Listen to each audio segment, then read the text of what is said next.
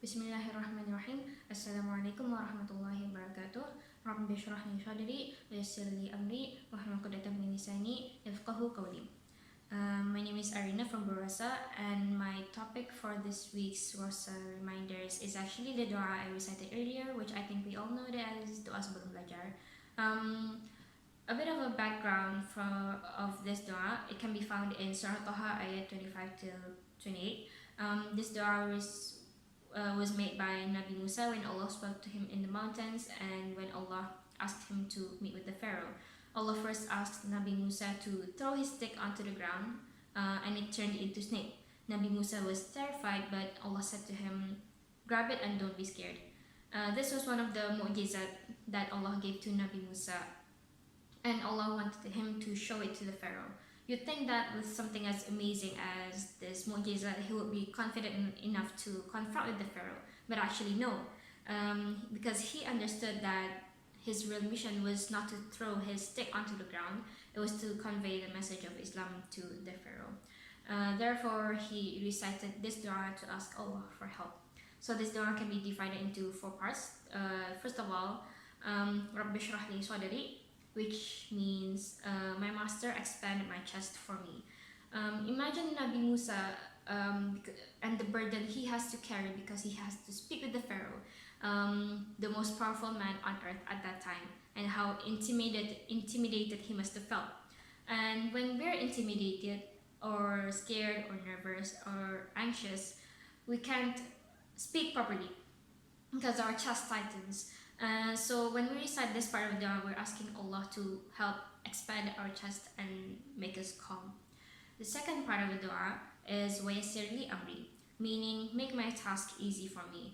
Since Musa spoke to Allah in the mountains, imagine how he has to find his way to speak with the Pharaoh. He has to go into the city, past the guards, and into Pharaoh's home, which was probably the most secured building at that time. And imagine how impossible that task must have been for someone like him who was on the run. But he understood that no task is ever easy unless Allah makes it easy, and we ourselves may find ourselves in situations or obstacles in life that we think it's so impossible to go through. So here, when we recite this dua, we're asking Allah to make our task easy, because if He makes it easy, no one can make it go the other way. And so the third part of the dua is wahlul 'uqdatam min lisani, meaning untie the knot afflicting my tongue. Uqdah in Arabic means a knot jumbled up.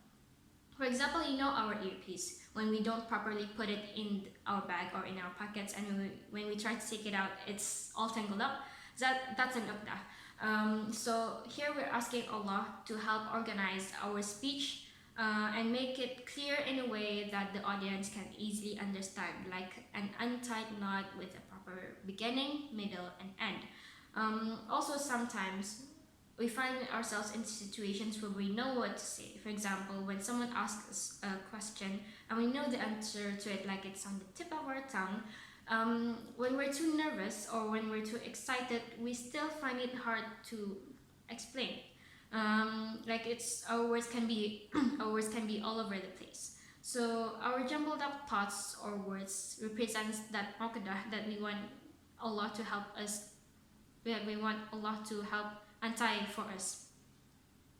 And lastly, yafqahu qawli, meaning and so they deeply understand my words.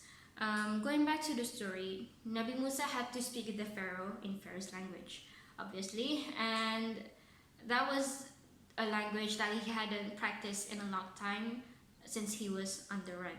So he asked Allah for help to make sure the Pharaoh understood what he was saying.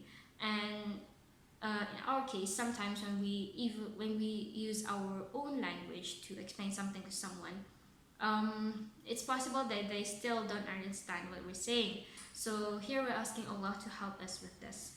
In conclusion, the story behind this dua is when Allah asked Nabi Musa to speak with the Pharaoh, and this dua was recited by Nabi Musa when he wanted to ask Allah for help with this difficult task. From the dua, we can understand that the state of our hearts, first and foremost, is important. And if our hearts are in place, our task can be made easy, because Rabbi shrah li sadri comes before wa yassir li amri.